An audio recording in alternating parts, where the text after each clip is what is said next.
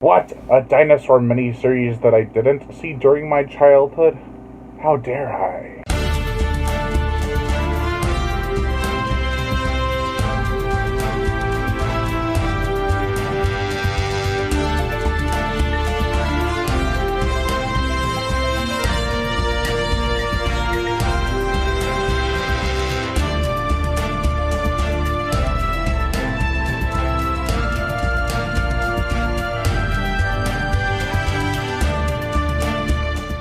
The Lost World, the 2001 adaptation of the Sir Arthur Conan Doyle novel of the same name. It is an adventure for all times that will hopefully never be forgotten, much like its original movie and book counterparts. The plot. It's the exact same as the source's story, led by Professor Challenger. A group of people head off into the jungles of Brazil, not South Africa like in the book, to find a plateau where dinosaurs presumably live.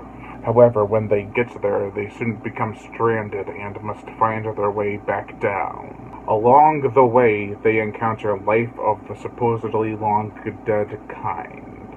I loved watching this 2-hour and 25-minute movie. It's fast-paced. It has memorable characters and intense adventure and action scenes, which make it just as good if not better than the original movie counterpart. However, I'm not comparing the movies nor the book and movie here. I am talking about this one on its own. Professor Challenger, played by Bob Hoskins, rest in peace, is a cheerful fellow who may take himself in a bit too high of a regard, but his claims do have merit. At least, this time they do. Professor Leo Summerlee, played by James Fox, is Challenger's yin to his yang. He has opposite theories and ideologies than that of his rival. He eats his own words soon enough, though. I've gotta say, seeing these two actors bicker back and forth is anything but infuriating. In fact, it's quite fun, in a harmless way. Their quips and squabbles definitely make for hilarious scenes of banter. John Philip Broxton, played by Tom Ward, is the heroic hunter type. He doesn't show sympathy to his victims, though, and he is a womanizer who is full of himself. He does have redeeming moments in the film, of course, and that makes his character all the more likable. Edward Malone, played by Matthew Rhys, is what I'd like to call the punching guy. He gets covered in his own piss, and some ape men smear shit on his face, and it's quite nasty. He is also way out of his element, and can be cowardly in parts. Much like his co-stars, though, he redeems himself. Unlike Agnes Cluny, played by Elaine Cassidy, who is the innocent soul on this mission. She means well and doesn't take kindly to being talked down to. She isn't a tough character, though. She shows her frail side, and her chemistry between Malone is sweet. Finally, there's Reverend Theo Keir, who's played by Edward Keir from The Godfather and The Princess Bride. He plays the Reverend whose beliefs could get people killed. Even though it was basically done to squeeze more money out of the Walking with Dinosaurs series, it still works well with the story it's trying to tell, and the characters provide a lot of heart. The gore, the effects, this TV movie actually has some pretty gruesome parts. The ape men crush a guy's head with a rock off screen, but we do see a pool of blood flowing down the rock his head was laying on.